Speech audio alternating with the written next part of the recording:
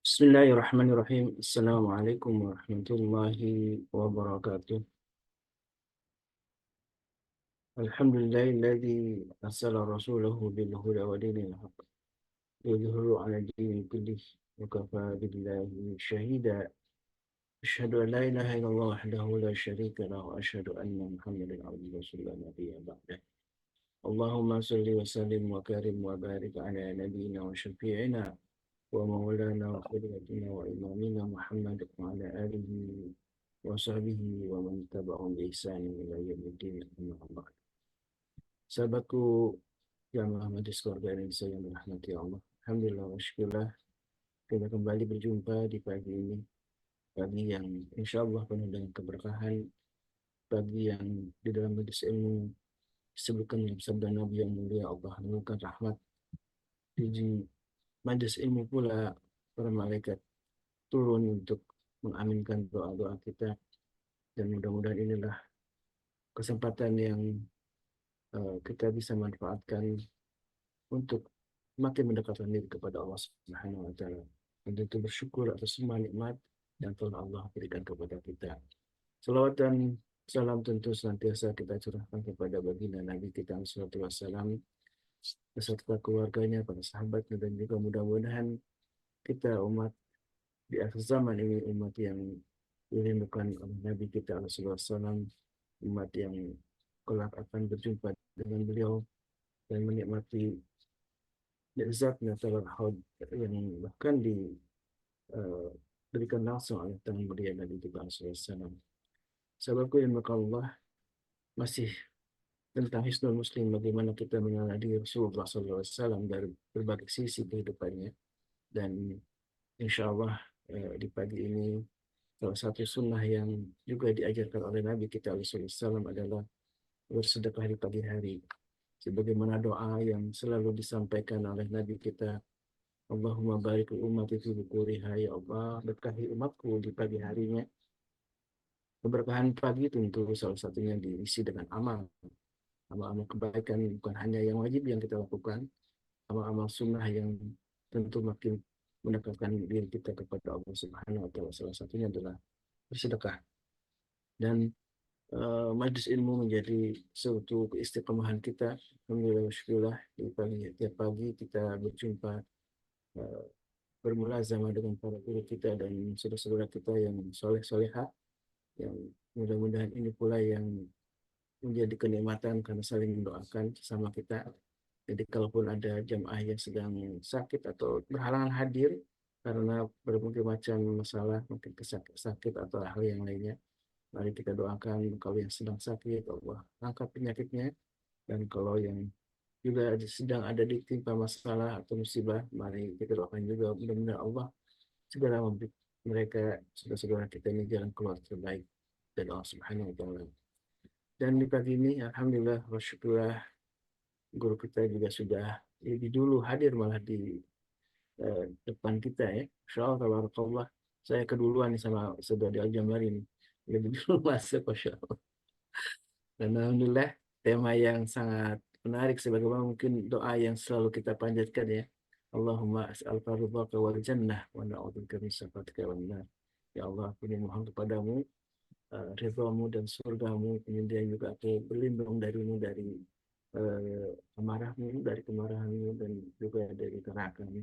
Dan inilah eh, tema tentang bagaimana surga menjadi doa yang kita harapkan, dan neraka adalah doa yang selalu kita memohon kepada Allah untuk dihindarkan. Dan insya Allah ini tema yang menjadi doa sehari-hari kita yang kita panjatkan kepada Allah Subhanahu wa taala. Bagaimana kabarnya Bunda Saudari Al-Jamari? Insyaallah tabarakallah. Alhamdulillah, Alhamdulillah. masih tertatih terseok menuju kepada kebaikan-kebaikan, masih menyusun kesolehan-kesolehan yang masih berantakan, Ustaz. Jadi Masya Allah. belum belum belum bisa dibilang masih jauh dari baik, tapi berusaha untuk jadi baik. Ya minimal kelihatan baik lah. Insya Allah. Allah nutup aib-aib kita ya, Ustaz. Alhamdulillah, alhamdulillah. Dan mudah-mudahan semua jamaah juga ya, sebagaimana yang tadi disebut Allah Saudari, sama-sama sedang berusaha untuk menjadi orang baik gitu ya. Dan inilah yang kita doakan, mudah-mudahan setiap hari kita selalu merasa ingin lebih baik dari hari ke Ya hari. Rabb. Ya Baik, Rabb. tafadhol Mashkura Ustaz untuk mendengarkan, tafadhol untuk menyampaikan sebuah kajian ilmu yang penting di pagi ini tentang surga dan neraka. Tafadhol Mashkura. Baik. Syukran jazakumullahu khair. Barakallahu fiik. Wa ta'ala fi kulli hayatin insyaallah Ustaz. Wa fi barakallahu Allah. Bismillah, wassalatu wassalamu ala Rasulillah. Assalamualaikum warahmatullahi wabarakatuh. Waalaikumsalam warahmatullahi. Innal hamdalillah nahmaduhu wa nasta'inuhu wa nastaghfiruh wa na'udzu billahi min shururi anfusina wa min sayyiati a'malina. May yahdihillahu fala mudilla lahu wa may yudlil falan tajida lahu waliyan mursyida. Asyhadu an la ilaha illallah wahdahu la syarika lah wa asyhadu anna Muhammadan abduhu wa rasuluh la nabi wa rasulullah ba'da. Allahumma salli wa sallim wa barik ala nabiyyina Muhammadin wa ala alihi wa sahbihi wa mawala wa la hawla wa la quwata illa billah amma ba'd.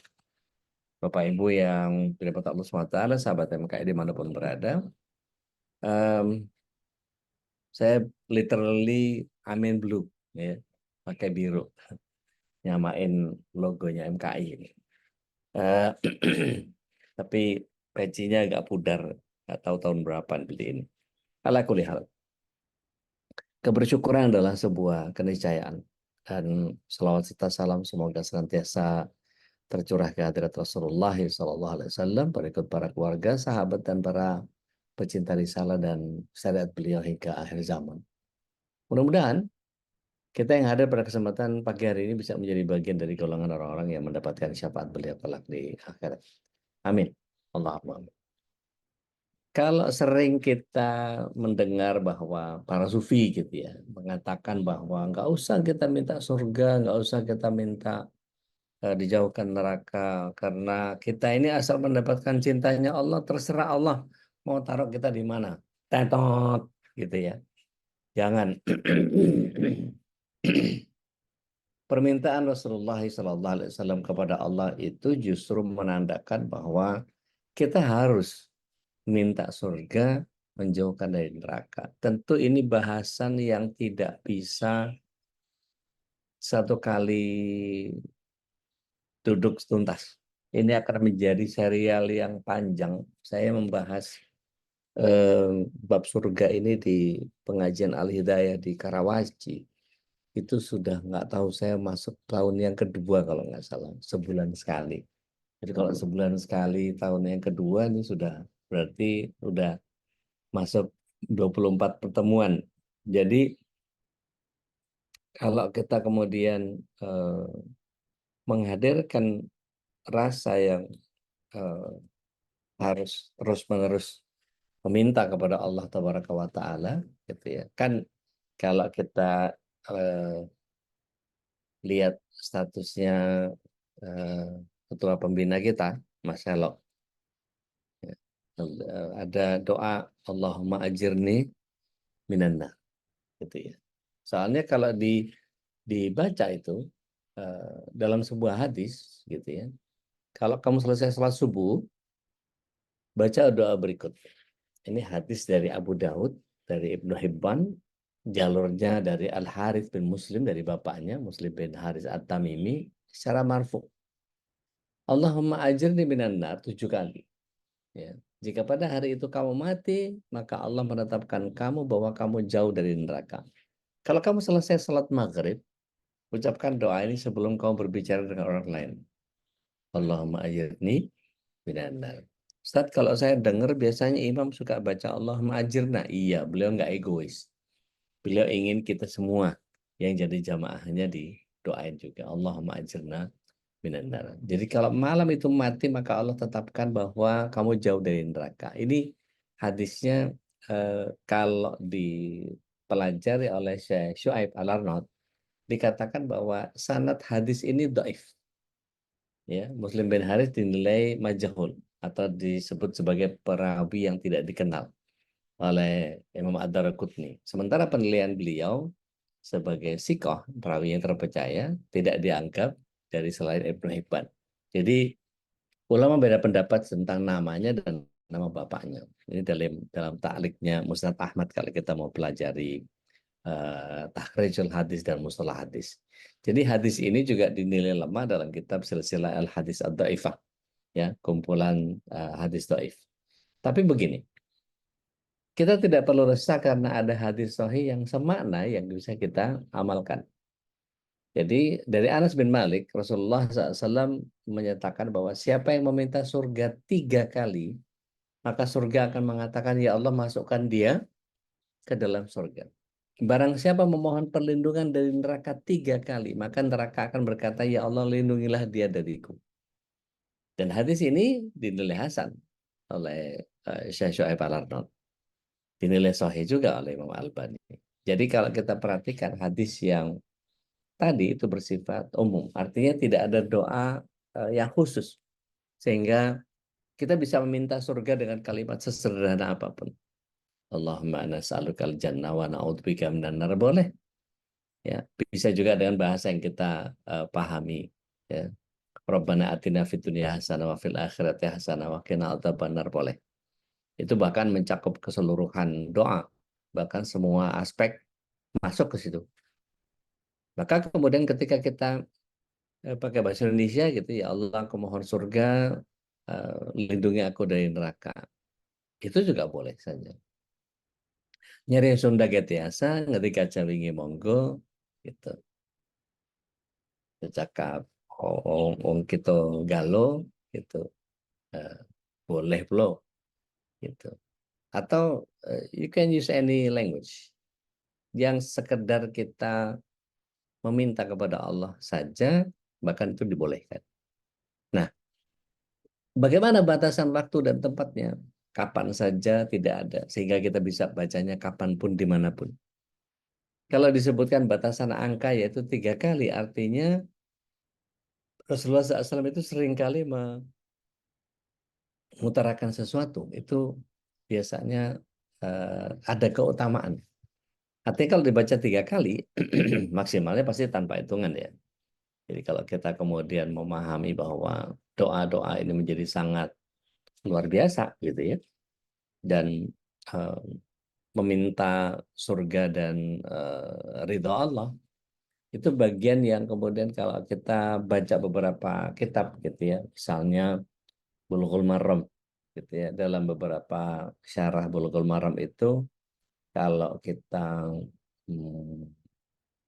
baca syarahnya ya, 10 salam misalnya gitu ya, itu akan kita temukan ada bab-bab yang khusus, yaitu apa diantaranya eh, sifat haji. Ya, kalau dalam kitab haji itu di Bulughul Maram, dari beberapa hadis yang ada dikatakan bahwa dari Khuzaimah bin Sabit, Rasulullah SAW itu selesai dari talbiyah dalam haji atau umrah, beliau selalu memohon kepada Allah ridho dan surga, dan berlindung kepada Allah SWT dengan rahmatnya, dan berlindung dari api neraka. Jadi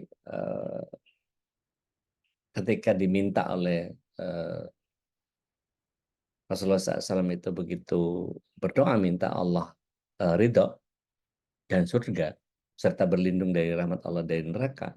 Ini asalnya memang hadisnya dhaif, tapi mengambil keumuman bahwa doa yang mengucapkan talbiyah pada satu kondisi, ketika kita tahu bahwa meminta surga dan ridho Allah ini bagian yang seharusnya kita bisa pelajari secara benar. Maksudnya bagaimana? Kalau kita melihat bagaimana seseorang berdoa sederhana saja gitu ya, berdoa memohon kepada Allah, Allahumma nas'alukal jannah wa na'udzubika minan nar gitu ya. Itu tidak perlu lafaz yang tertentu.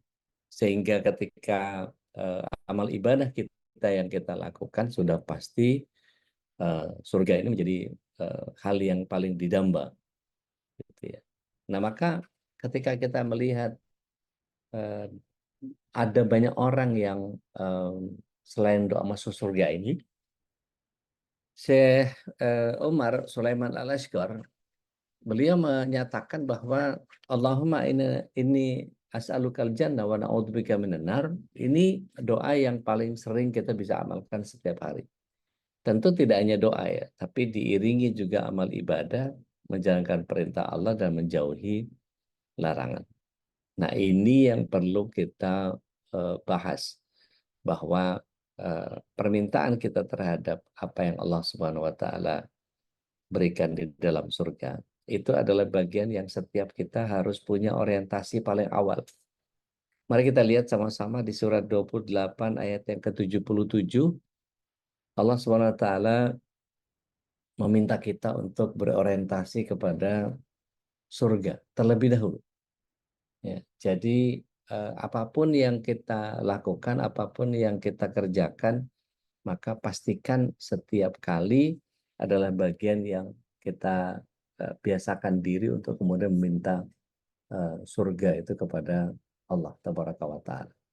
Karena kalau kita bicara tentang apa yang Allah SWT hadirkan, dalam surat 28 ayat 77 itu menjadi bagian yang setiap kita memang dihadapkan pada kondisi ya surga dulu dipikirin.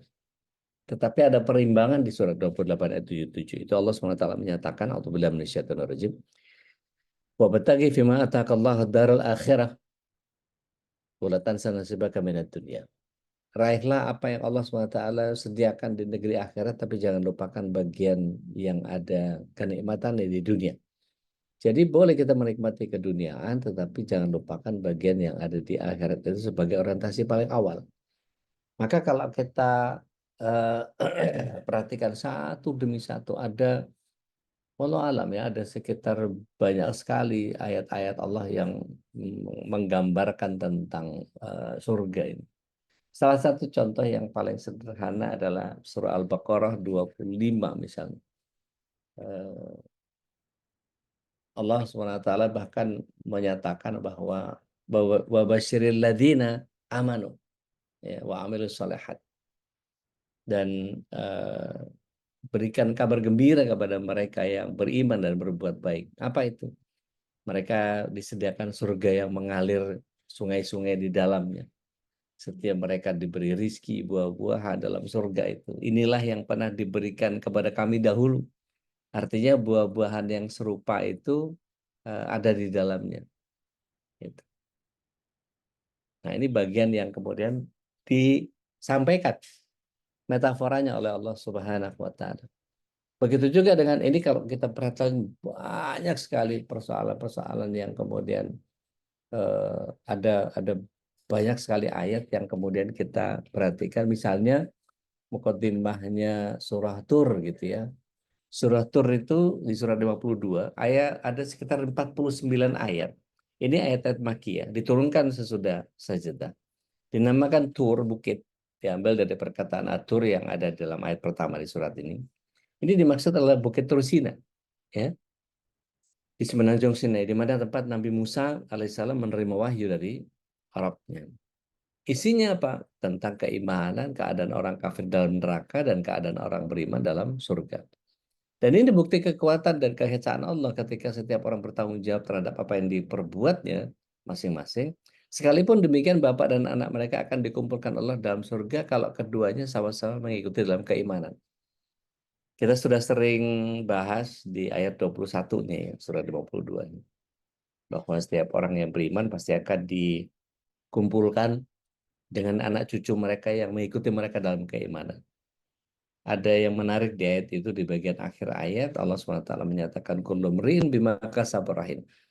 Setiap orang terikat pada perbuatannya. Artinya apa? Doa saja cukup? Enggak. Doa saja enggak cukup. Karena apa yang Rasulullah SAW katakan dalam hadis Muslim, innallaha la yanzuru ila suwarikum wa amwalikum. Allah sesungguhnya tidak akan memperhatikan penampilan kita dan harta kita. Walakin yanzuru ila fi qulubikum wa amalikum. Allah sesungguhnya tidak akan memperhatikan penampilan dan harta kita, tetapi Allah SWT melihat bagaimana kita menyelaraskan hati dengan amal. Itu bagian yang Rasulullah SAW sampaikan. Nah, kalau kita lihat lagi di surat Tur itu, ada kewajiban untuk berdakwah, zikir, tasbih, siang malam. Dan orang-orang dolim pasti dapat siksa Allah di akhirat. Dan akan tetap menjaga dan melindungi Rasulullah SAW. Kalau kita baca di penutupnya Al-A'raf misalnya, surah Al-A'raf itu juga di surah 7 ya. Itu kalau kita pelajari bagaimana iblis di surga yang tadinya dia Azazil, kemudian Allah SWT meminta dia untuk bersujud kepada Adam, dan kemudian Adam alaihissalam sebagai makhluk baru, eh, dia adalah ciptaan yang baru. Maka iblis ya, yang tadinya awalnya Azazil ini adalah Khazinul Jannah, bendahara surga. Bahkan di beberapa catatan dikatakan Sayyidul Malaikah. Dia ini adalah eh, pemimpinnya para malaikat. Maka kalau kita lihat di surah Al-A'raf itu, di ayat 12 terutama, itu bagaimana Allah SWT menyatakan seluruh malaikat bersujud kecuali iblis. Ya, kecuali iblis. Artinya apa? Malaikat yang nggak mau sujud cuma iblis doang. Artinya di situ kemudian disebutkan ada catatan yang menyatakan bahwa beliau ini adalah Sayyidul Malaikah. Nah, permusuhan antara Adam dan iblis di surga ini kemudian dilanjutkan antara manusia dengan menerima petunjuk Allah dengan mengingkarinya. Ini diterangkan di begitu banyak di surah Al-A'raf. Ya. Dan ini diterangkan juga dalam surah Al-Anfal kalau kita baca. Sebagaimana pertentangan kedua golongan ini, dan kalau kita lihat ada perang Badar di Al-A'raf. Nah, surah Al-A'raf ini termasuk yang banyak persesuaiannya dengan surat-surat dalam Al-Quran seperti Al-Baqarah, Ali Imran, atau Yunus, dan beberapa hal yang lain. Yang jika kita memperhatikan bahwa ada begitu banyak sekali ayat-ayat yang kemudian kalau kita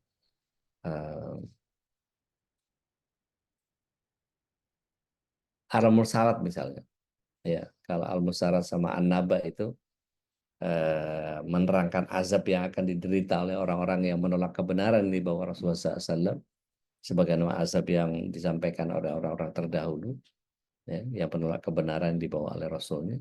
Dan Al-Musar dengan An-Naba ini bicara tentang itu. Dan kedua surat ini sama-sama menerangkan keadaan neraka tempat orang-orang kafir menerima azab. Dan juga memberitakan tentang keadaan surga tempat orang-orang yang bertakwa dan merasakan nikmat Allah. Nah, di dalam surah Al-Mursalat kan diterangkan tentang Yaumil Fasl. Ya, Yaumul Fasl ini hari keputusan secara umum. Nah, sedangkan An-Naba menjelaskannya. Gitu. Dan kalau kita baca amma yatasaalun anin naba'il adim alati hum fihi mukhtalifun, itu kalau kita perhatikan satu-satu, kita akan bisa pahami itu.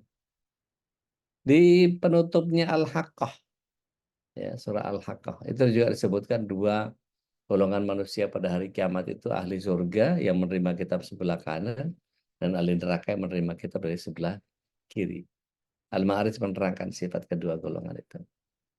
Kita lihat surah Al-Insyiqaq. Wah, ini panjang sekali nih kalau mau dibahas satu-satu, Masya Allah.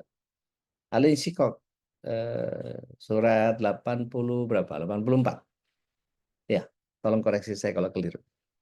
Ayat yang ke-7 sampai 11. Itu kan jelas Allah SWT menyatakan bahwa a'udzubillahi minasyaitonirrajim. Fa'amma man utiya kitabahu biyamin.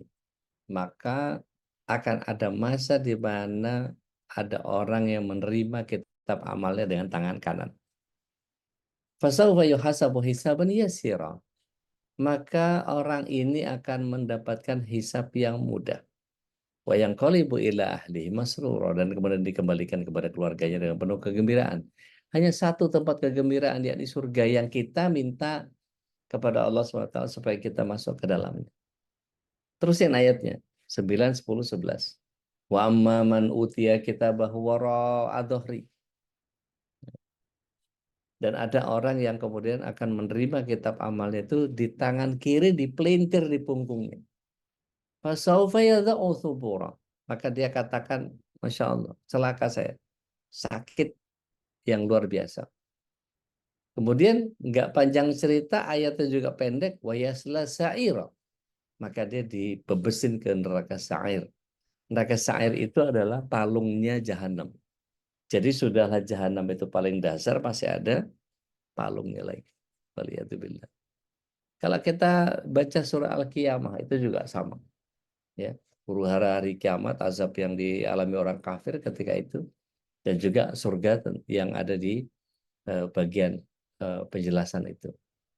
Dan tentu kita tahu ya, surah Al-Bayyinah, surah 98, ayat yang ke-6. A'udzubillahi minasyaitonirrajim. Innal ladzina kafaru min ahlil kitab wal musyrikin fi nari jahannam khalidina fiha. Ya, ulaika hum syarrul bariyah. Jelas. Ya, nggak ada cerita. Maka kita bukan bagian dari golongan mereka. Kemudian dikatakan bahwa innal ladzina amanu wa amilus solihati jazahum 'inda rabbihim jannatun tajri tahtaha al-anhar khalidina fiha abada radhiyallahu anhum wa radu an dzalika liman khasyiya rabbah. Masya Allah. Ayat ini kalau kemudian kita pelajari satu demi satu, kita baca tafsirnya satu demi satu, ini menjadi bagian yang setiap kita kemudian diminta untuk kemudian meresapi setiap apa yang Allah Subhanahu wa taala hadirkan di dalam setiap ayat. Kalau kita lihat surah Al-Ma'arij misalnya, surah 70. Itu kan ada 44 ayat ya, dia makiyah juga. Jadi ketika Al-Ma'arij ini adalah kata jamak dari Mi'raj, diambil dari kata Ma'arij yang ayat di ayat 3, menurut bahasa tempat itu tempat naik, maka para ahli tafsir memberi arti yang macam-macam, diantaranya langit, nikmat karunia, derajat atau tingkatan yang Allah SWT berikan kepada ahli surga. Nah ini ada perintah bersabar dan seterusnya. Kalau kita baca As-Saff, ya, As-Saff ini ada 14 ayat, dia Madaniyah, yang kemudian Sofan, yang artinya satu barisan. Maka kalau kita lihat pokok-pokok isinya, itu ada bagian yang Allah SWT menghadirkan ampunan Allah dan surga. Tidak bisa dicapai kecuali dengan iman dan berjuang menegakkan kalimat Allah dengan harta dan jiwa.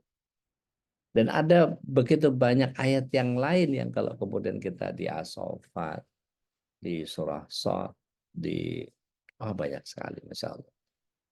Kalau kita kemudian mengimani bahwa apa yang kita sebut sebagai dunia ini penjaranya orang mukmin dan surganya orang kafir, nah ini yang mungkin kita lihat perhatikan di dunianya. Jadi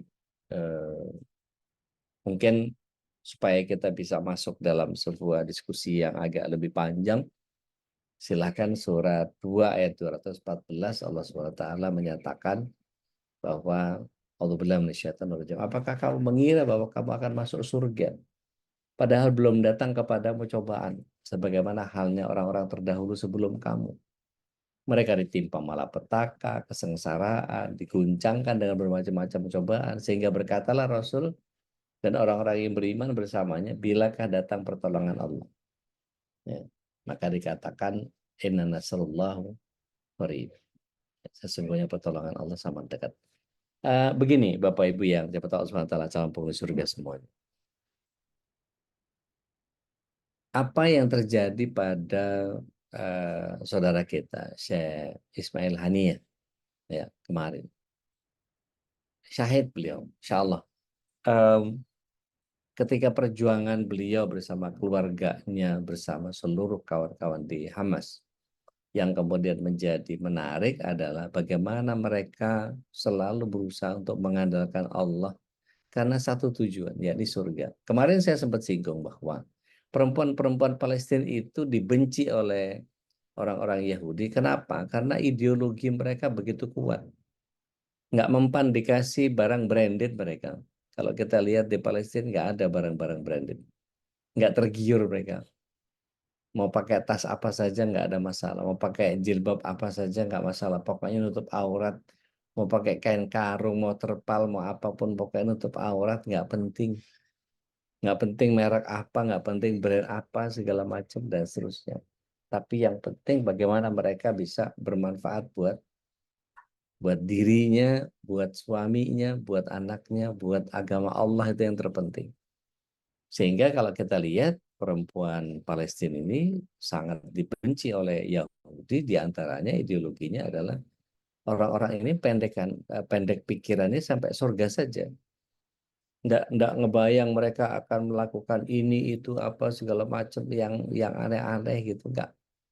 Kalau kita udah kebayang tuh ya, wah main ke Wonogiri nih, oh main ke Bandung nih, oh main ke mana lah gitu ya, ke Malang nih, oh mana lah gitu. Oh kita main ke sini ke sana, nanti kulineran, nanti plesir di tempat ini apa segala macam dan seterusnya. Orang-orang Palestina nggak kepikiran itu. Dan mereka bahkan tidak berpikir tentang mau jadi istri kedua, istri ketiga, istri keempat, nggak penting. Pokoknya saya menikah denganmu, saya akan rawat anak saya akan jadikan penghafal Al-Quran, maka kemudian mereka agak dewasa, maka mereka akan melawan Zionis. Dan kita akan reuni di surga. Pendek pikirannya. Ideologi ini yang kemudian tidak bisa dikalahkan. Ya. Yang kemudian poin surga dan neraka itu menjadi our main issue. Terakhir saya ingin menyampaikan bahwa saya pernah dicegah oleh salah satu panitia di kantoran gitu. Ustaz, kita nggak usah ngomongin surga dan neraka. Saya bilang, antum ini gimana? Antum ini BDI, Badan Dakwah Islamnya di kantor ini. Antum mencegah anak untuk bicara surga dan neraka. Come on, man.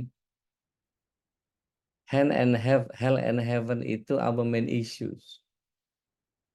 Bagaimana mungkin saya tidak bisa membahas soal surga dan neraka? Untuk apa kita hidup ini? Kalau bukan untuk surga dan neraka. Ya maksudnya jangan langsung straight to the point. Ya ujung-ujungnya ke sana apapun. Gitu. Karena ini motivasi awal. Agak aneh nih kawan satu ini. Atau mungkin udah dipesenin sama bosnya atau apa, nggak tahu lah. Biasanya kan kalau bule-bule biasanya nggak terlalu mau disinggung-singgung soal itu. Ya ala kulli hal mereka masih maksiat lah segala macam. Malam habis meeting lobi-lobi mabok pulang nggak tahu sama siapa gitu.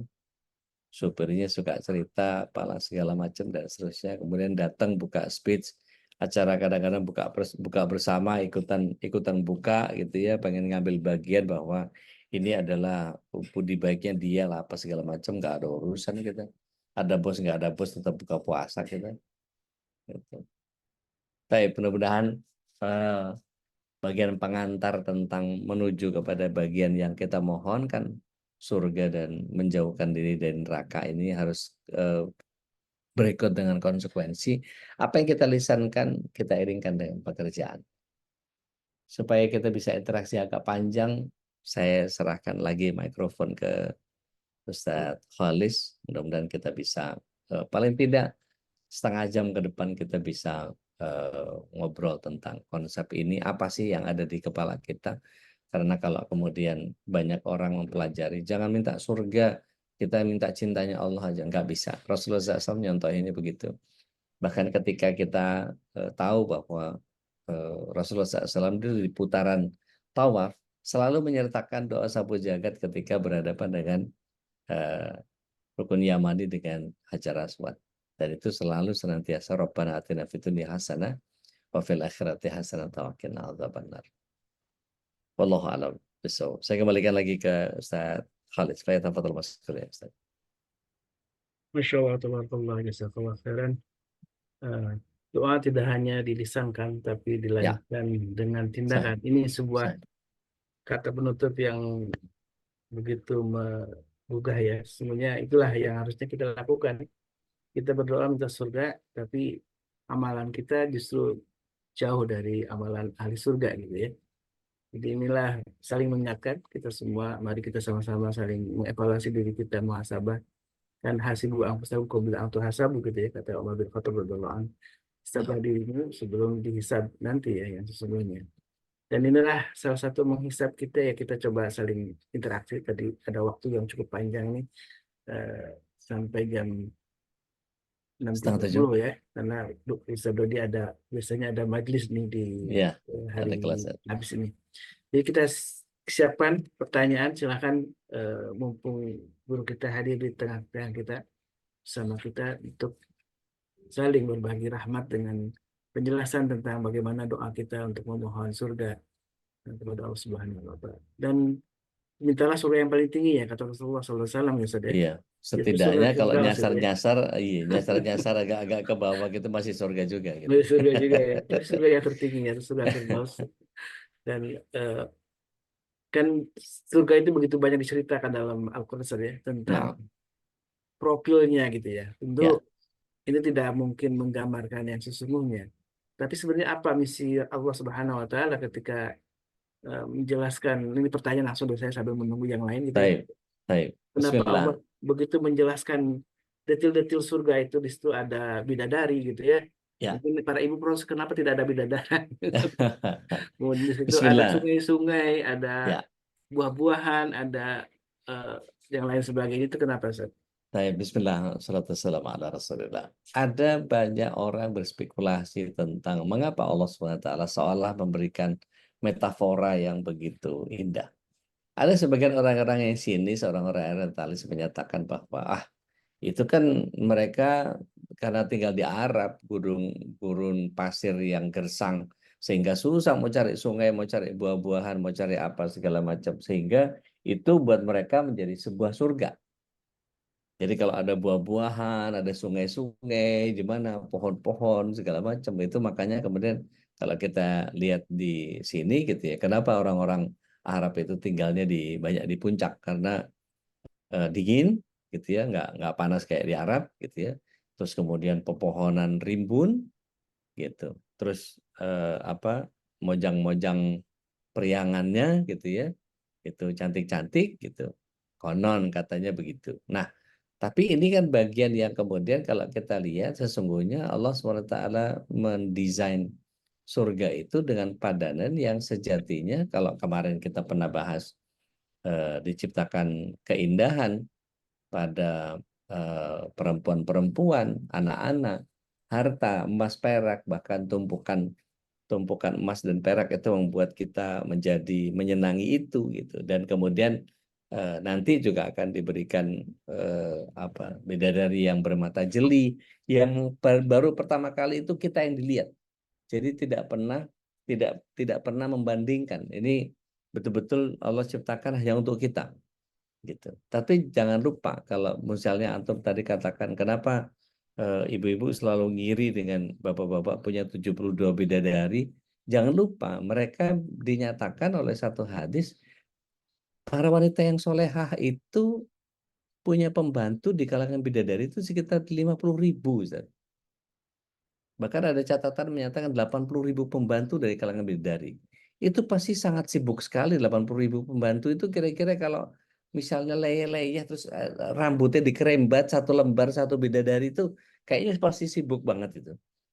Belum lagi apa namanya situasinya itu kan kalau satu rahmat saja Allah SWT ada di bumi ini sebegitu nyamannya kita gitu ya. Saya minum kopi pagi-pagi aja nikmatnya luar biasa gitu. Belum lagi lihat gambar-gambar apa eh, pecel Madiun lah segala apa kemarin tuh eh, bayam apalah segala macam gitu. Itu wow. Kerasa segernya, kebayang seger. Itu baru satu rahmat loh. Baru satu rahmat Allah SWT di dunia. Tetapi Allah SWT akan memberikan 99 rahmat di surga. Itu mm, beyond the edge itu, Zat. Itu udah di luar pikiran kita. Jadi gimana coba? Para perempuan nggak ada yang seumur Bude Darmi gitu nggak ada. Gitu. Semua 25-an di sini siapa yang 25-an? Mbak siapa? Mbak Olia. Gitu. 25 gitu umurnya. Rata-rata sama 25. Nggak ada nenek-nenek gitu. Nah, kalau kayak begitu kan Masya Allah kita akan menjadi sangat sangat bergembira dan tidak ada ibadah di sana. Nggak ada panggilan azan, nggak ada syariat. Pokoknya kita nikmat aja menikmati itu saja. Hmm. Nggak ada yang harus dikerjakan kecuali menikmati saja. Mau minum minum tinggal nyidup. Mau makan makan tinggal berharap langsung nongol. Kurang apa coba? Tapi tentu menuju kepada bagian itu tidak sesederhana seperti yang kita bayangkan. Ini agak bahaya ngomong surga sama Gen Z ini. Gen Z ini kan nggak mau berproses kan. Maunya ada gitu, langsung gitu. Karena mereka bisa bikin dalam konteks ya AI bisa gelap bikin surga gitu. Kalau sudah bicara begitu, nggak tahu tuh. Surga versi versi yang sekarang tergantung promptnya. Kalau promptnya lengkap gitu, kalau kemudian ayat-ayat dimasukin sebagai prompt, akan pusing sendiri kita. Nggak ketemu kayaknya AI-nya itu. Paling mohon maaf kami tidak bisa menggambarkan apa yang Anda harapkan. Seperti restriksi ada beberapa kali gitu Anda coba gambarkan fotonya Nabi Muhammad gitu. Kepengen ngetes aja gitu coba Nabi Muhammad alaihi salatu wassalam. Itu ditolak langsung, di reject langsung prompt itu. Ya masih punya etika lah mereka ya dalam konteks itu. Tapi kalau kita kemudian melihat bahwa bagaimana Allah SWT mendesain surga sebegitu luar biasanya gitu. Nah, nanti kita akan bicara juga tentang bagaimana pedihnya neraka itu. Karena kalau kita bayangkan betapa orang yang terakhir masuk surga itu adalah orang yang neraka 500 tahun. Kan gini ya, kalau kita lihat eh, ada neraka tidak kekal, ada neraka yang kekal. Tapi sebelum itu biar Teh Nadia nyampein dulu apa yang di silakan Teh. Bismillah, Assalamualaikum warahmatullahi wabarakatuh. Waalaikumsalam warahmatullahi wabarakatuh. Udah katanya kan istri bisa jadi bidadari surganya suami itu caranya seperti apa? Terus kalau misalnya suaminya nggak ada di surga, jadi bidadarinya siapa? Atau harus dipilih sama suaminya gitu atau gimana udah? Baik. Bismillah, salatu wassalamu ala Rasulillah. Ini tentu nggak bisa akan spesifik ya, karena ini kan cuma janji-janji Allah yang sangat boleh jadi, sangat boleh jadi, sangat boleh jadi gitu ya. Jadi tidak ada kepastian yang dipastikan. Artinya gini,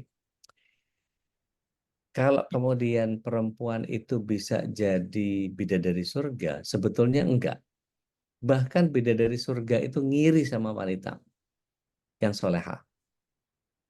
Bahkan para perempuan-perempuan surga itu, bidadari-bidadari surga itu ngiri sama perempuan surga, perempuan solehah di dunia.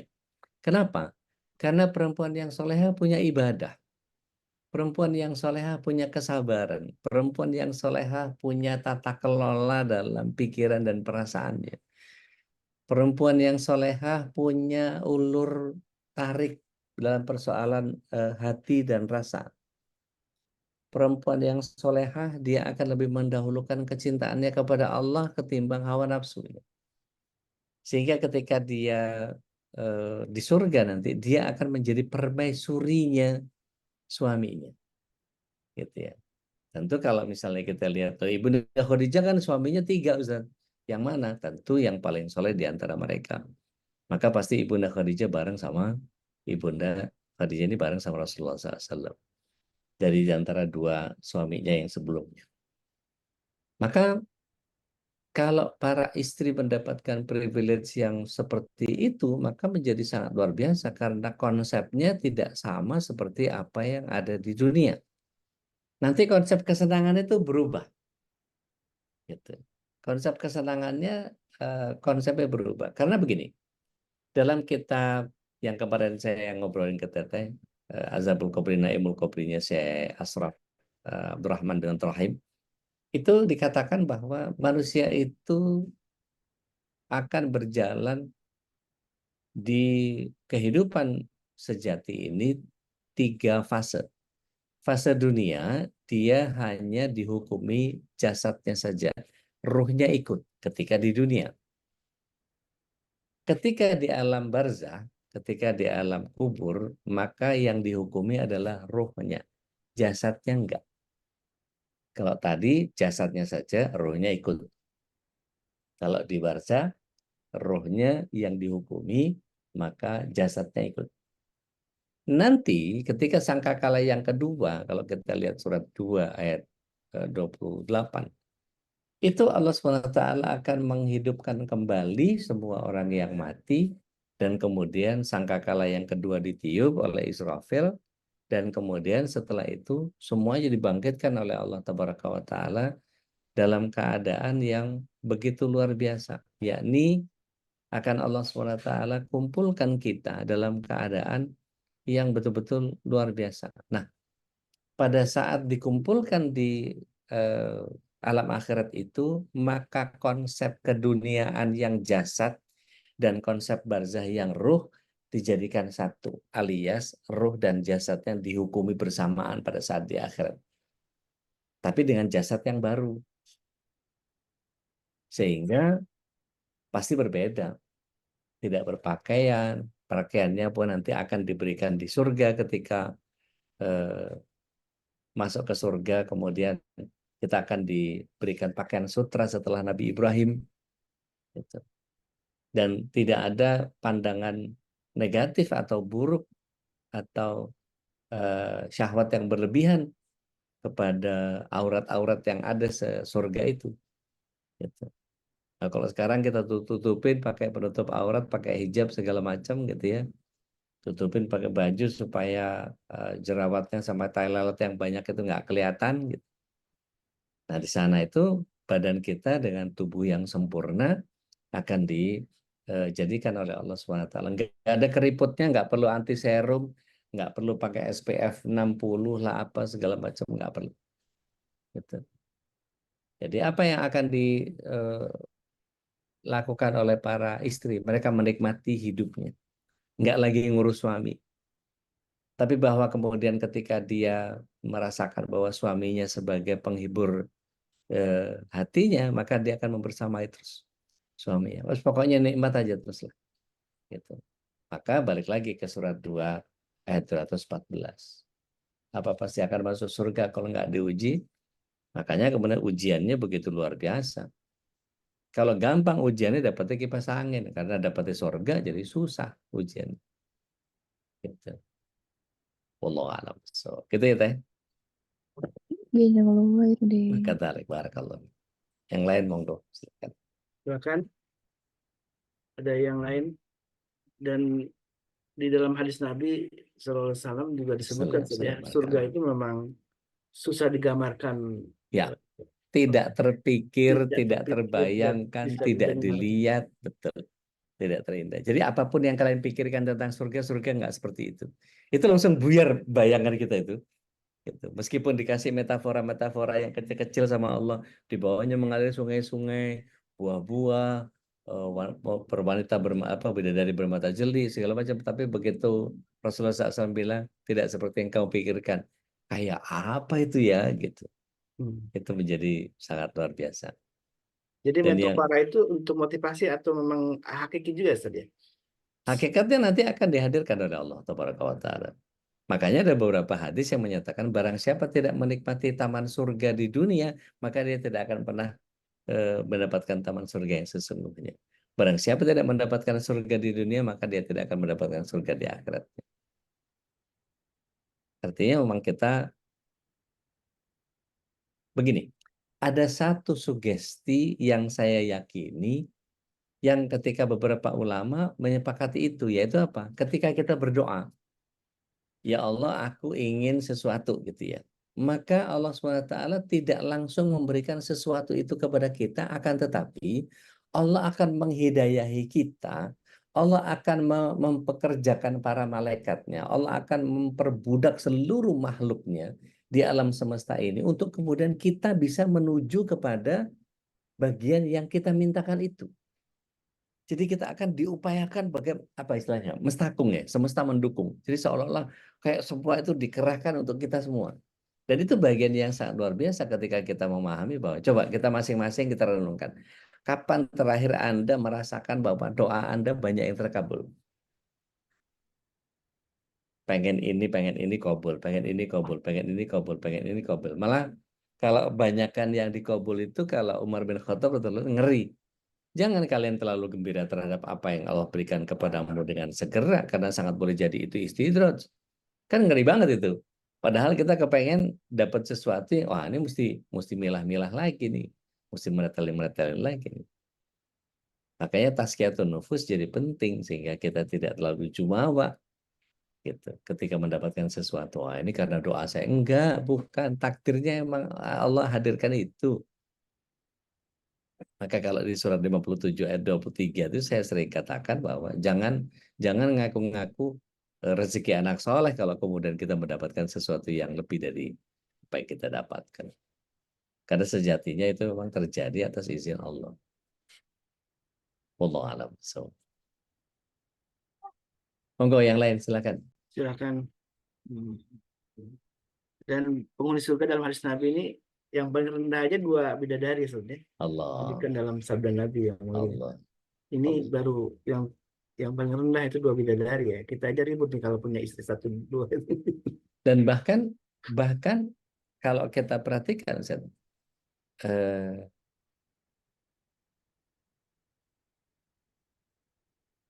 orang yang terakhir masuk surga dari kalangan orang neraka saja diganjar 10 kali lipat yang ada di dunia. Kan gimana tuh ngebayangin? Insya Allah. Mbak Din, monggo Mbak Din kalau mau sharing Mbak Din. Silakan Mbak Stop dulu, Dina. Udin. Masih speechless dari semalam.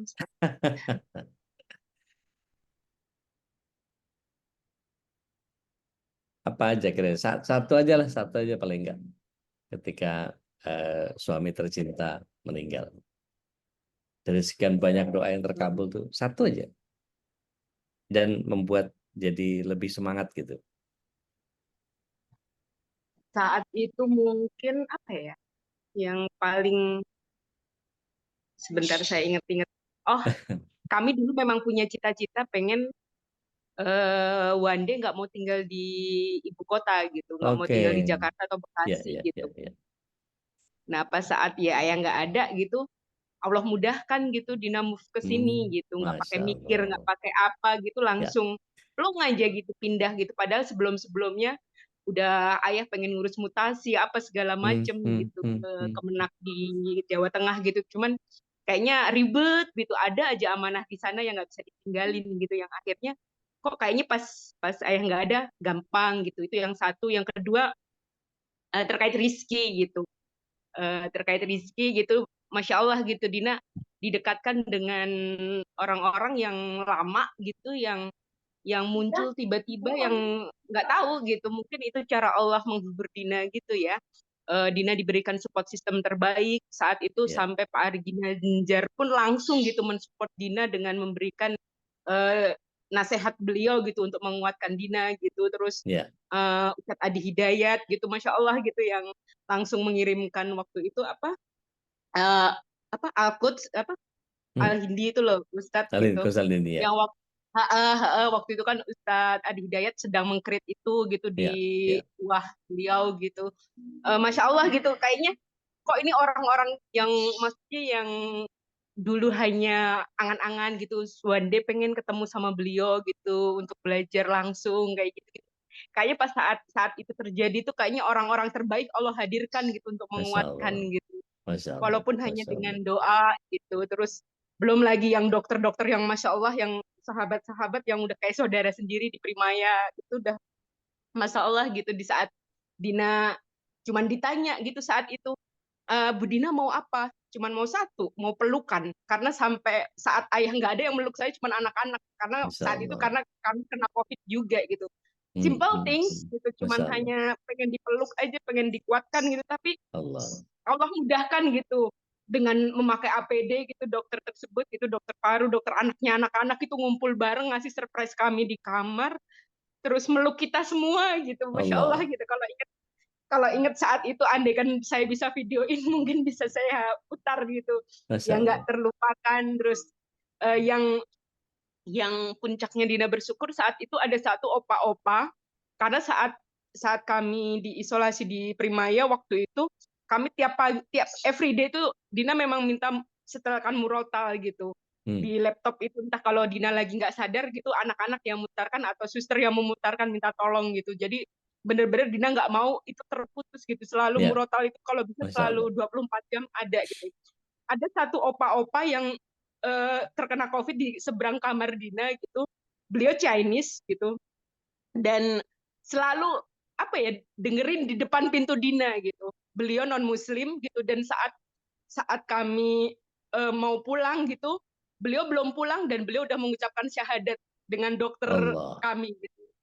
Dan itu Masya Allah gitu ya, cara Allah menghibur Dina, dan ya mungkin saat itu adalah cara Allah menguatkan kami gitu ya. Oh, aku nggak boleh nangis lagi gitu. Seperti itu. Karena jujur nih, Dina saat itu tuh sampai nggak bisa keluar air mata udah. Jadi Insya bener-bener Allah. kering gitu, kayak orang apa nggak ngerti lah gitu, kalau udah bahasa psikologisnya itu mungkin Ya, itu ya, titik ya, nol ya. saya gitu waktu itu gitu. Yes, Masya Allah, Masya Mungkin Allah. itu aja sih caranya Barakallah. udah. Barakallah. Masya Allah. Ini inspiring. Masya Allah. Luar biasa. Barakallah fiik. Mudah-mudahan Allah SWT terus berikan keindahan-keindahan dalam hidup sampai berakhir di surga. Amin. Nanti kumpul lagi kok sama ayah, insya Allah. Insya Pak Allah ketemu ayah Hanif. sama ibu. Ya, Rab. Pak Herman Bengkulu. Waalaikumsalam warahmatullahi wabarakatuh. Kita tidak masuk surga hanya karena pahala ibadah yang kita lakukan, melainkan karena rahmat Allah. Betul. Jadi memahami amalan yang kita lakukan mengharapkan surga itu bagaimana, Ustaz? Baik. Bismillah. Wassalamualaikum ala Rasulillah. Pak Herman tolong izin buka surat yang ke 33 ayat 21. Ayat itu menyatakan a'udzubillahi minasyaitonirrajim. Laqad kana lakum fi Rasulillahi uswatun hasanah liman kana yarjallah wal yawmal akhir wa dzakarallaha katsira. Nah, ayat ini dijelaskan oleh para ulama, laqad kana lakum fi Rasulillahi uswatun hasanah. Sungguh telah ada pada diri Rasulullah Muhammad SAW contoh teladan terbaik yang bisa kita ikuti. Liman, untuk siapa? Kana yarjallah, orang yang menginginkan rahmatnya Allah. Bisa nggak kita mengharapkan rahmatnya Allah tanpa ikut Rasulullah SAW? Ini telak banget ya ayatnya. Pertama. Yang kedua, jelas. Ya. Yang kedua, wal yaumal akhir, dia menyambut datangnya hari akhir. Setidaknya kalau bukan hari akhir yang kiamat besarnya, kiamat kecil untuk kematiannya, dia sudah siapin apa? Ibadah sekeren apa yang bisa mendatangkan pahala yang sebegitu banyak. Wa dzakarallaha katsira. Wa dzakarallaha katsira itu mengingat Allah SWT dalam banyak hal, itu yang paling banyak apa? Kalau kita relate kepada surat 29 ayat 45, itu ada baca Quran dan sholat. A'udzubillahi minasyaitonirrajim. Utlu ma uhiya ilaika minal kitab wa aqimis sholat. Maka wajib bagi kalian membaca Al-Quran dan dirikan sholat. Inna sholata tanha 'anil fahsya'i wal munkar. Sungguh sholat itu mencegah kita dari perbuatan keji dan mungkar. Perhatikan Pak Herman. Wala dzikrullahi akbar. Dan sesungguhnya sholat itu adalah zikir yang terbesar. Nah, kalau kita tidak punya sholat, tidak baca Quran, rahmat yang mana yang akan datang? Artinya, kalau kita kepengen mendapatkan rahmat dari Allah Tabaraka wa Ta'ala, perbaiki seluruh amaliyah kita, perbaiki seluruh ibadah kita, perbaiki seluruh konsep yang kita hadirkan dalam kehidupan dunia ini, mengikuti apa yang datang dari Al-Quran dan sunnahnya Rasulullah SAW, maka kita pasti akan diberikan rahmat Allah Tabaraka wa Ta'ala. Gitu Pak Herman. Jadi kalau dibilang kan bukan ibadah kita, betul bukan ibadah kita. Tapi kalau nggak pakai ibadah kita, rahmat Allah datang dari mana? Gitu ya Pak Herman ya. Wallahu a'lam. Barakallahu fiik. Saya bisa alafu pas 6.30. Anda mesti Masya Allah, prepare untuk tabarakallah. kelas berikutnya. Ini Mudah-mudahan apa namanya di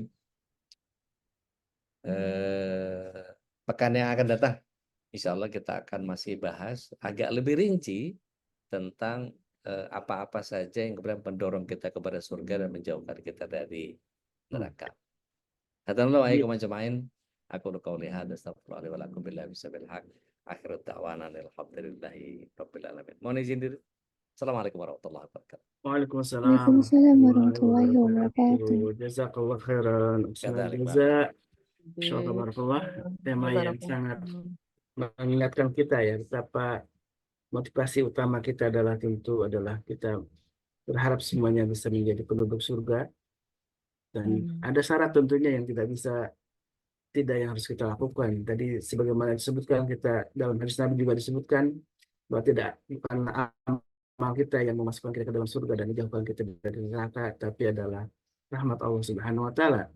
Rasulullah pernah bersabda demikian, tapi dalam Al-Qur'an juga dijelaskan tidak mungkin rahmat turun kecuali juga amal kita, bahwa Allah menyiapkan surga untuk kita karena amal yang kita lakukan sebagai balasan dari amal yang kita lakukan.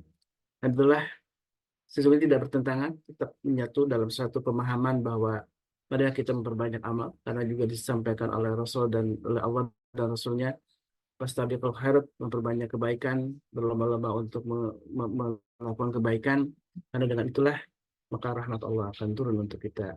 Dan mudah-mudahan semuanya jamaah yang insya Allah dirahmati Allah, rahmat menjadi doa yang terus kita panjang kepada Allah, karena dengan rahmat Allah lah kita tidak hanya menikmati surga kelak di akhirat, tapi juga kita akan mendapatkan surganya dunia dengan cara kita menata diri kita. Karena itulah janji Allah Subhanahu wa taala, orang yang beriman dan beramal soleh, maka Allah akan memberikannya kehidupan yang baik. Dan amal soleh tentu adalah amal-amal yang tidak hanya ibadah langsung kepada Allah, juga ada ibadah-ibadah sosial yang harus kita lakukan. Dan insya Allah amanah yang saudara jamaah berikan untuk kami, yang amanahkan kepada kami berupa infak sedekahnya, maka salah satunya akan kami alokasikan untuk saudara-saudara kita di Gaza. Dan juga kita sedang mencoba merancang sebuah program juga untuk bisa kita donasikan untuk saudara-saudara kita yang ada di Indonesia dalam bentuk memberi makan para penghafal Quran, karena begitu banyak para penghafal Quran tersebar di negeri ini ya. Alhamdulillah majelis-majelis atau rumah-rumah tahfidz makin banyak bertebaran di mana-mana, dan tentu kita butuh dukungan. Mungkin kita akan sulit ya menjadi para penghafal Quran karena mungkin kesungguhan kita yang kurang mungkin, atau juga keterbatasan waktu dan lain sebagainya. Tapi ada cara-cara lain kita untuk menjadi para pecinta Quran ini dengan cara kita mendukung program-program penghafal Quran yang ada di sekitar kita. Dan marilah kita sama-sama menginfakkan harta kita untuk kebaikan-kebaikan yang biasa kita lakukan. Dan alhamdulillah kita banyak program yang sudah kita lakukan, salah satunya khitan gratis yang selalu kita lakukan insya Allah di setiap pekan pertama, pekan kedua ya, di setiap bulan kita mengadakan khitan, dan ini menjadi sebuah program rutin kami setiap bulan. Mudah-mudahan dengan infak dan sedekah yang Bapak Ibu berikan untuk kami bisa kami manfaatkan, salah satunya untuk kegiatan khitan dan juga kegiatan dakwah yang lainnya. Dan inilah satu keberkahan kita, kenapa kita bermajlis bersilaturahim selalu bersama jamaah ini, adalah salah satunya kita saling mendukung dalam kebaikan. Baik jamaah yang dimuliakan Allah, mari kita tutup dengan doa kafatul majlis. Subhanakallahumma wa bihamdika asyhadu an la ilaha illa anta Assalamualaikum warahmatullahi wabarakatuh. Waalaikumsalam warahmatullahi wabarakatuh. Allah